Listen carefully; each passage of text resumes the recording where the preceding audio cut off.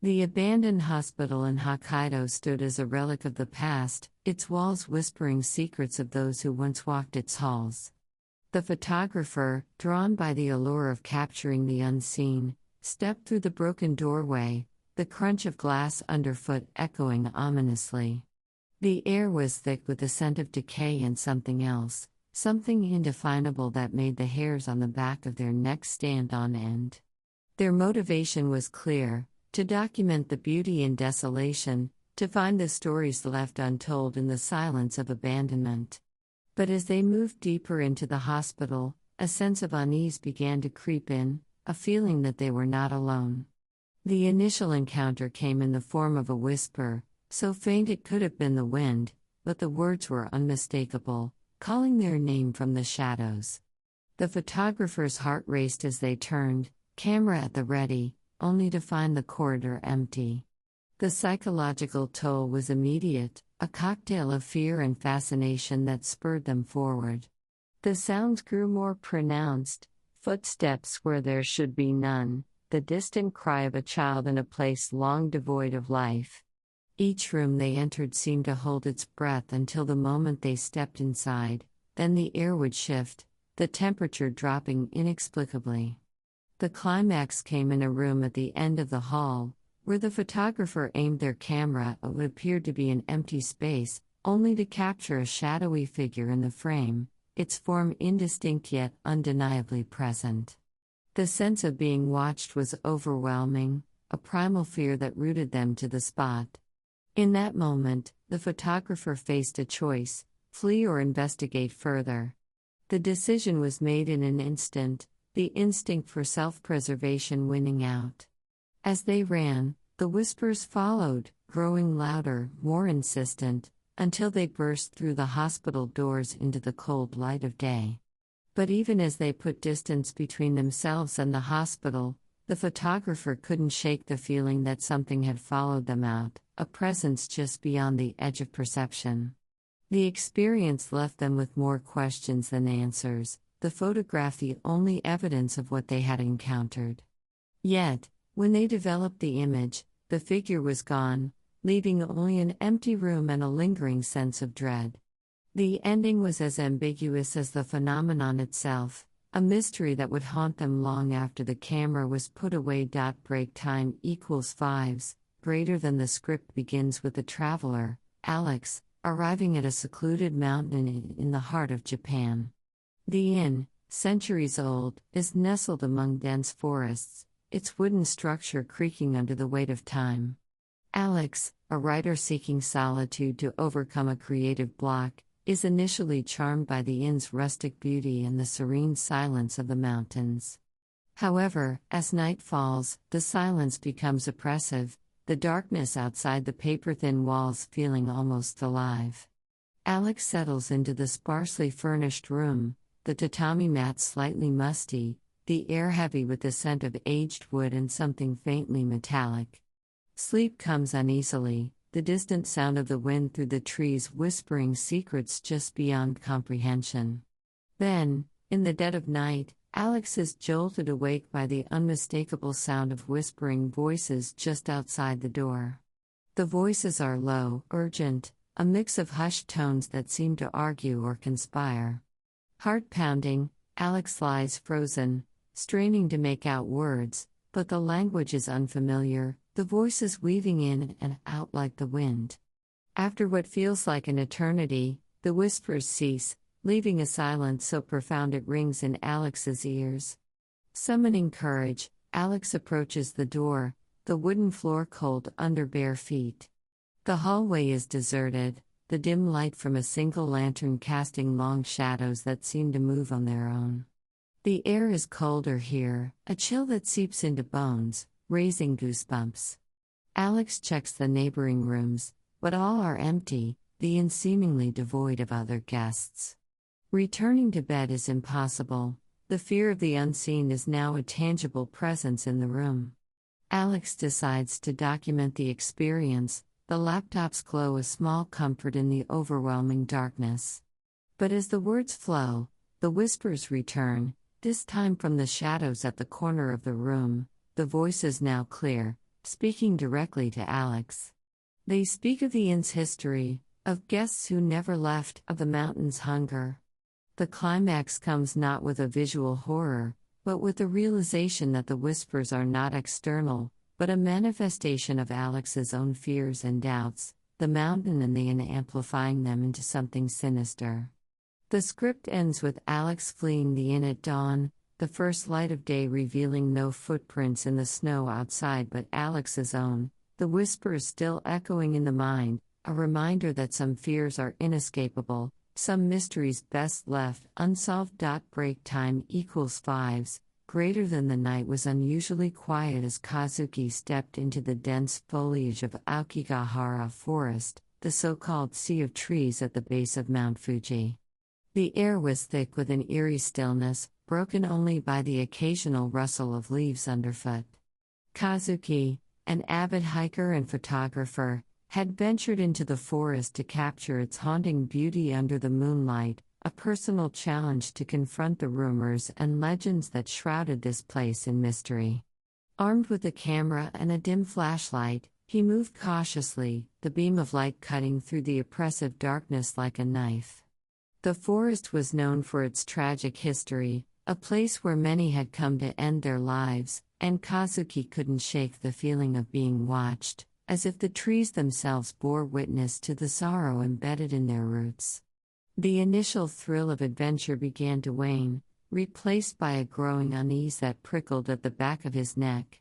Then, just as he was about to turn back, he heard it, a whisper, so faint it could have been the wind, yet unmistakably his name. Kazuki. The voice was devoid of warmth, a hollow sound that seemed to come from nowhere and everywhere at once. His blood ran cold. He spun around, flashlight darting across the trees, but there was no one there. The forest was empty, save for the shadows that seemed to stretch and twist around him. Panic set in as the whispers grew louder, more insistent, calling his name over and over, each repetition sending a fresh wave of terror through his body. His heart pounded in his chest, a deafening drum in the silence of the night. Rational thought fled as primal fear took hold, urging him to run, but his legs felt like lead. The whispers were all around him now, a chorus of voices that sounded both human and not, speaking in tongues he couldn't understand. The air grew colder, his breath visible in the moonlight. The forest seemed to close in around him. Then, as suddenly as they had started, the whispers stopped. The silence was more terrifying than the voices had been. Kazuki stood frozen, every sense on high alert, waiting for the unseen presence to make itself known. But the forest offered no answers, only the endless dark and the feeling that he was no longer alone. With a shuddering breath, he turned and fled, the sound of his own footsteps the only proof that he was still alive. The next morning, Kazuki found himself at the edge of the forest, his camera and flashlight clutched tightly in his hands. The photos he had taken revealed nothing but the trees, yet the memory of the whispers lingered, a haunting reminder of the night he had ventured into the heart of Aokigahara and heard the forest call his name. To this day, he avoids the woods after dark, but sometimes, in the quiet of his own home, he swears he can still hear the whispers, calling to him from the shadows. Break time equals 5s. Greater than the abandoned school in Kyoto stood silent under the pale glow of the moon, its once vibrant halls now a labyrinth of shadows and whispers. The urban explorer, Akira, had heard the rumors, tales of unexplained phenomena that drew the curious and the brave. For Akira, it was the perfect subject for his next documentary, a chance to uncover the truth behind the legends. The air was thick with the scent of decay and the faint, metallic tang of rain as he stepped through the broken gates, his camera ready to capture the unseen. The school's exterior was a relic of the past, its walls adorned with peeling paint and graffiti that told stories of those who had dared to enter before him. Inside, the silence was oppressive, broken only by the occasional creak of the old wooden floors beneath his feet. Akira's heart pounded in his chest, a mix of excitement and fear as he ventured deeper into the building. The classrooms were frozen in time, desks and chairs covered in a thick layer of dust, textbooks left open as if the students had just stepped out for a moment. Then he found it, the classroom at the end of the hall. Unlike the others, the desks were meticulously arranged, as if waiting for a lesson to begin. And there, in the center of the room, a single chair rocked slowly back and forth, its movement deliberate and unnatural. Akira's breath caught in his throat as he watched, his mind racing for a logical explanation. The wind? No, the windows were sealed shut. A trick of the light? But the chair's movement was too consistent, too purposeful. He raised his camera, his hands trembling as he focused on the chair.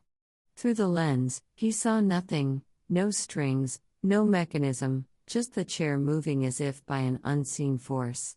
The temperature in the room dropped suddenly, his breath visible in the air.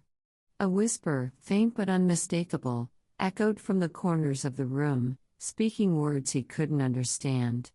The chair stopped rocking. The silence that followed was deafening. Akira's instinct screamed at him to run, but his curiosity held him in place. Then, the whispers returned, louder this time, surrounding him, filling the room with an unbearable pressure.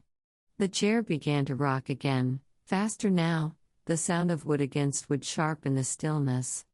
Akira's camera slipped from his grasp, clattering to the floor as he stumbled back, his heart threatening to burst from his chest. He turned to flee, but the door slammed shut with a force that shook the walls. The whispers crescendoed into a cacophony of voices, all speaking at once, their words overlapping in a chaotic symphony of despair and anger. Akira pressed his hands to his ears, his vision blurring with tears as he sank to his knees. Then, as suddenly as it began, the noise ceased. The door creaked open, the hallway beyond bathed in an eerie, flickering light. Akira didn't hesitate. He grabbed his camera and ran, the sound of the chair rocking behind him the last thing he heard before the darkness swallowed him whole. Days later, when Akira reviewed the footage, the classroom was empty, the chairs still. But in the background, barely audible, the whispers remained.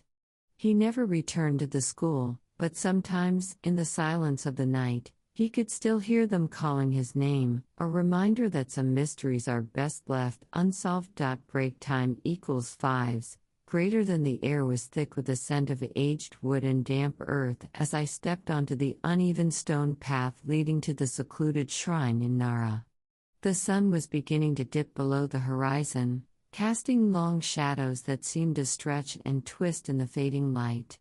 I had come here seeking solace, a break from the relentless pace of city life, drawn by the promise of tranquility in this ancient place.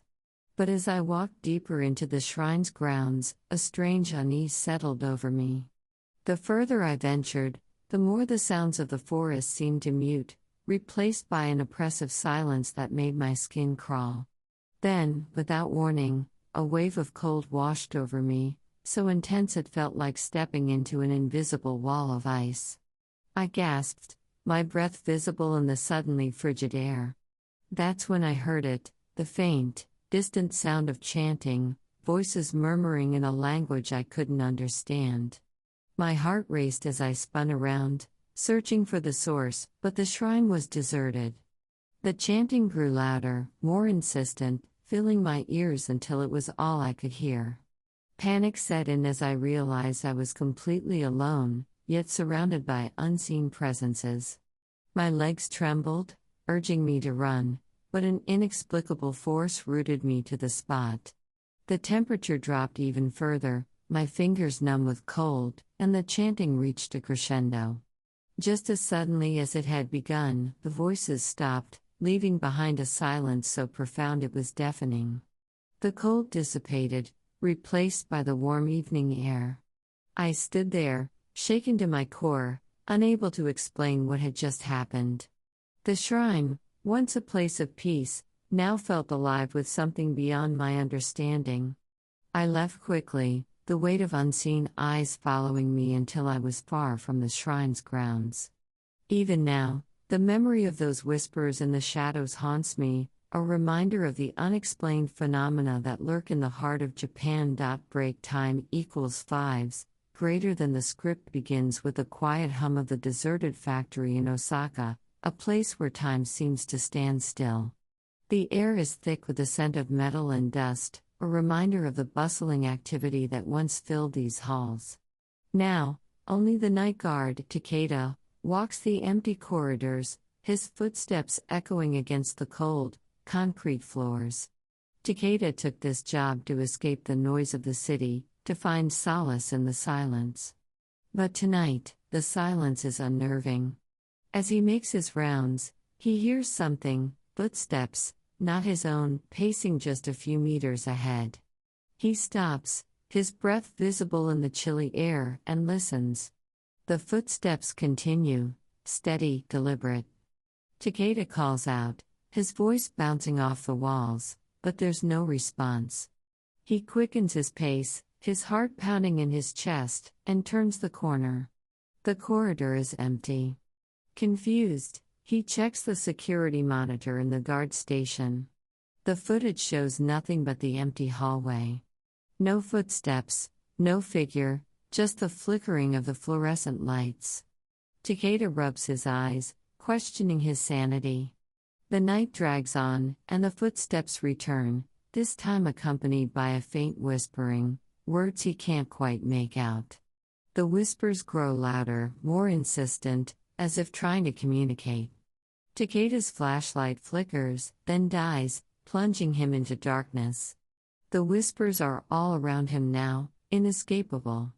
In a panic, he runs, his own footsteps drowned out by the cacophony of unseen presences. He reaches the exit, but the door won't budge. The whispers reach a crescendo, then suddenly stop. The door clicks open. Takeda stumbles into the night, the factory behind him silent once more. The next morning, the security footage shows nothing unusual.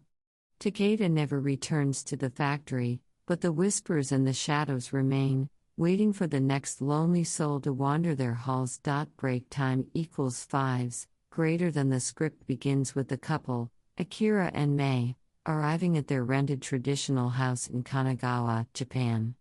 The house, nestled in a quiet, rural area, exudes an old-world charm with its wooden structure and paper sliding doors. Initially, they are enchanted by the tranquility and beauty of their new temporary home, eager to immerse themselves in the local culture and take a break from their hectic city lives.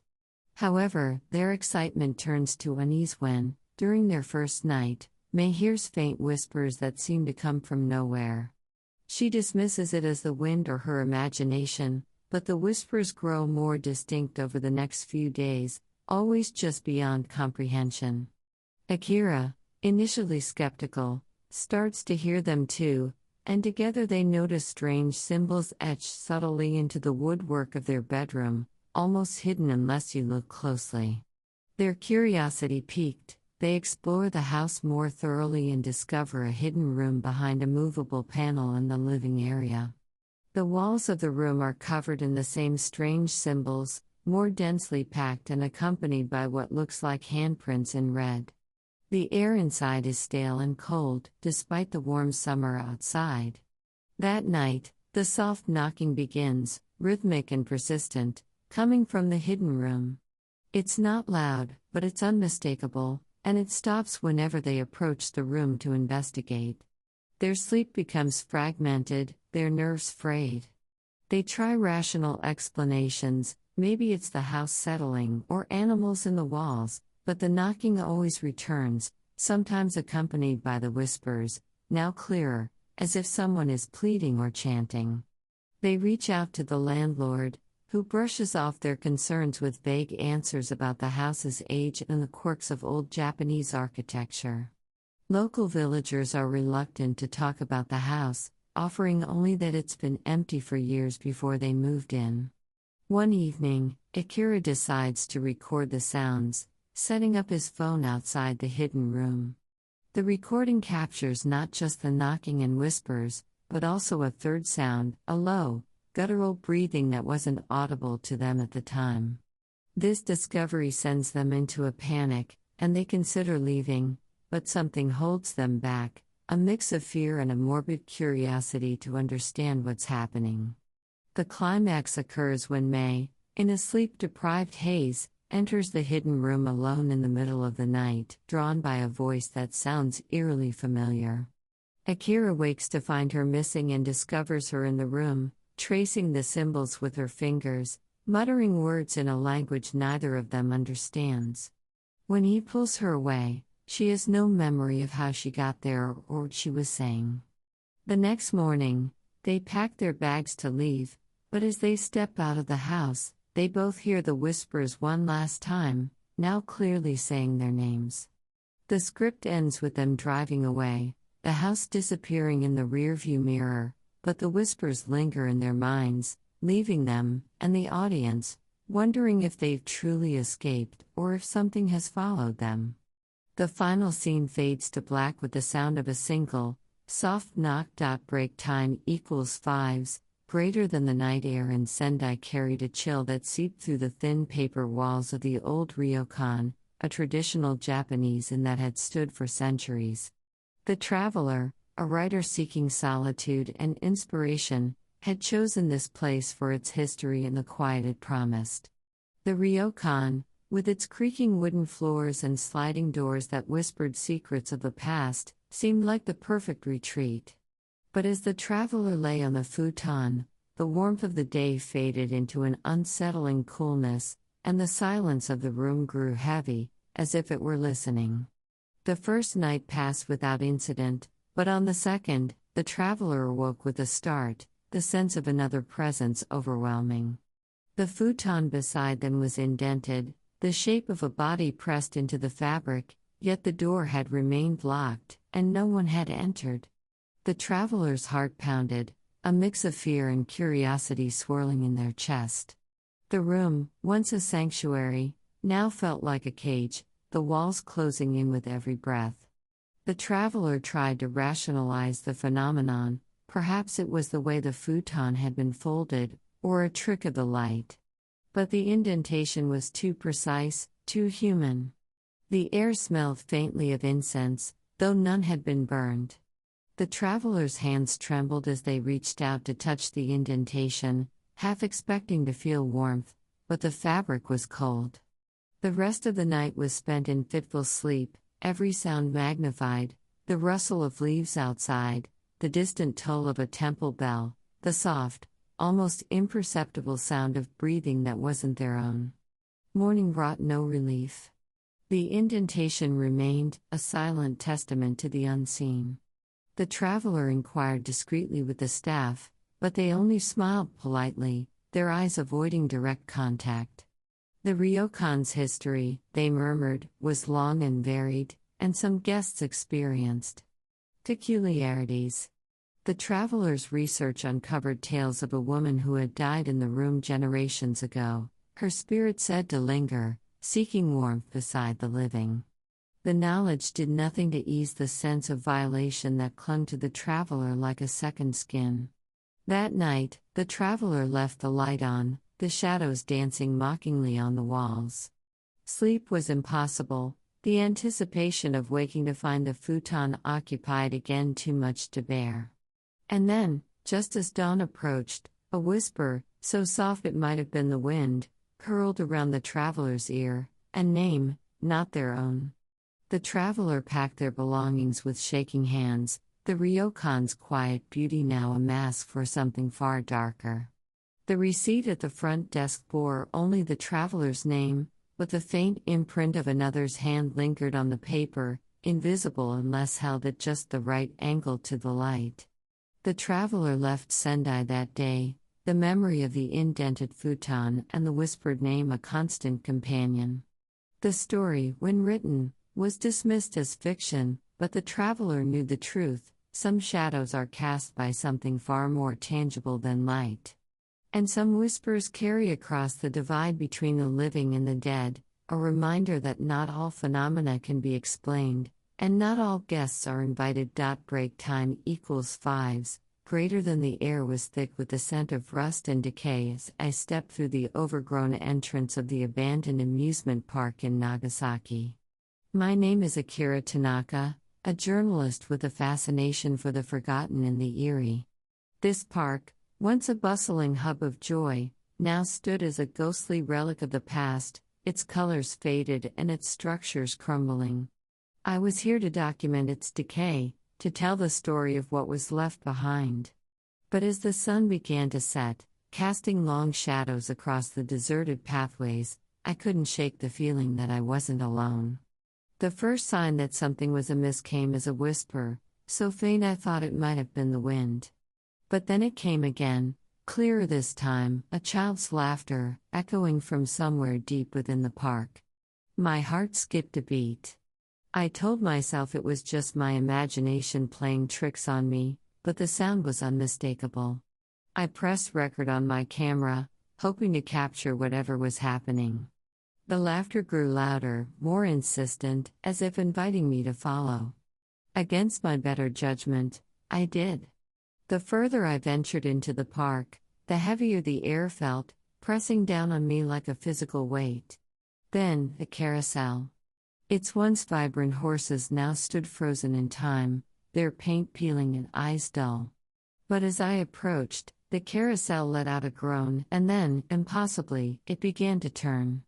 The music box mechanism wheezed to life, playing a distorted version of a tune I couldn't quite place.